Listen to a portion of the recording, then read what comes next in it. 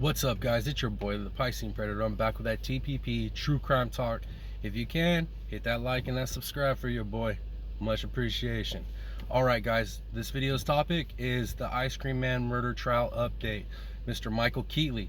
And like I said, man, like yesterday was a change. It was a change of momentum. And today kind of put a little extra spice on that change of momentum and how I was feeling about this case. So we only got to see two witnesses today on the trial. One of them was the lady that was basically involved from 2013 to now on the forensics, the digital forensics, and retrieving data from Mr. Keetley's laptop. And the prosecution tried to get as much incriminating evidence off of her investigation, right, that they could. But the thing is like, there was a lot of technical lingo being spit, and this was found and this was found, but they literally couldn't tie any searches or evidence to Michael Keetley because of the fact that this laptop was used by other people in the home. So he lived with his mom and his dad at the time. I believe his dad, but I definitely know the mom. So other people were using that laptop, right? And there's searches that show other people were using that laptop because of the stuff that they were searching. And the prosecution wanted to go real hard on the gun stuff that was found in that. But you got to understand, like, a lot of the searches they were showing, like, it's not too incriminating if you're into guns. Like, he seemed to be into guns, and other people he knew were into guns. So me being one of those people that grew up around guns and I have an affinity for them myself, like, most of those searches did not seem sus at all. It was just okay.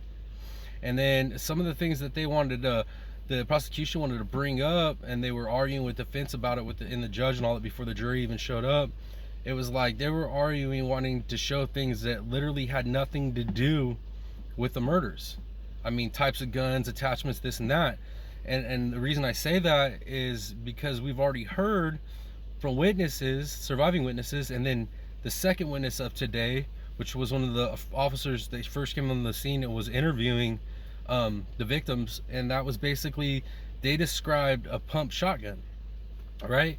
And then, like, the pump shotgun, that wasn't even something they wanted to bring up on the digital footprint or in the digital evidence, or on, you know what I mean?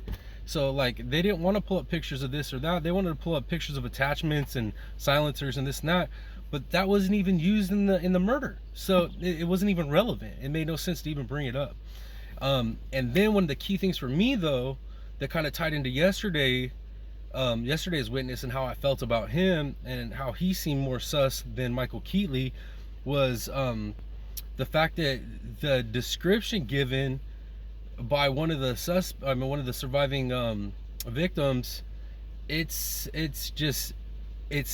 he described a man that was fully capable of running a pump shotgun, right? So this individual, when he approached the victims, had asked the victims, do you know who Creeper is? You know, a name that keeps popping up in this trial, a guy that literally runs the gangs in that area, right? Known. After he said that, he ends up shot the gun off and then racked it, right, to, like, you know, scare him and stuff. And that description and how he was able to use that gun does not line up with Keetley's injuries.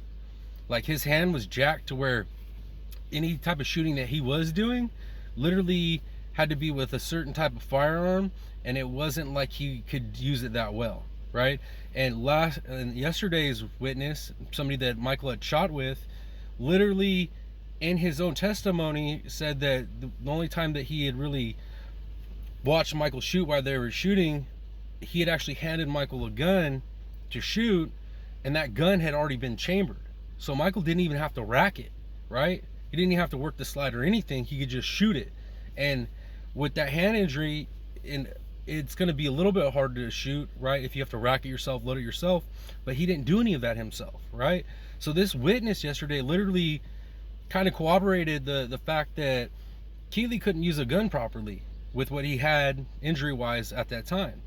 So to think that he could have ran this 12-gauge shotgun, we're talking about a gun with plenty of kick and plenty of weight, right? Even with the synthetic stock and stuff, they got a little bit of weight and enough to where if you have the injuries that he had, it doesn't make sense that he could have pulled that off. So yeah, today, like, it really didn't help prosecution at all, in my opinion, and only helped the defense's case, in my opinion.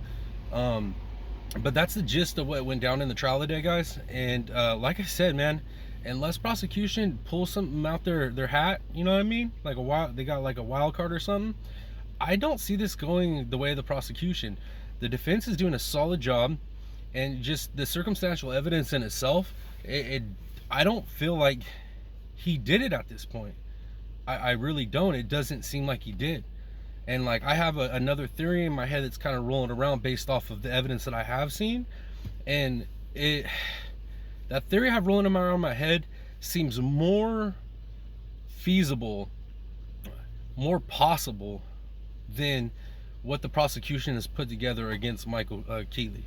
So yeah, guys, that being said, if any of you guys are following this trial, let me know what you guys think down there. Let me know what you guys think. It doesn't seem like there's too many people following it. It's like people are, I think, watching my videos and just taking in the content and kind of just taking my word for it. But if there's anybody that's following the trial like I am, let me know what you guys think about this. I just want to know, because I want to see if I'm looking at this right. I mean, it seems like it, because I mean, there is feedback in the live chats and stuff as I'm following the trial, and it looks like a lot of people are questioning as well. But yeah, guys, that's about it for this update. I hope you guys have an amusing I hope you guys have an amazing day, man. Much love, you all. It's your boy, the Piscean Predator, and I'm out. Peace.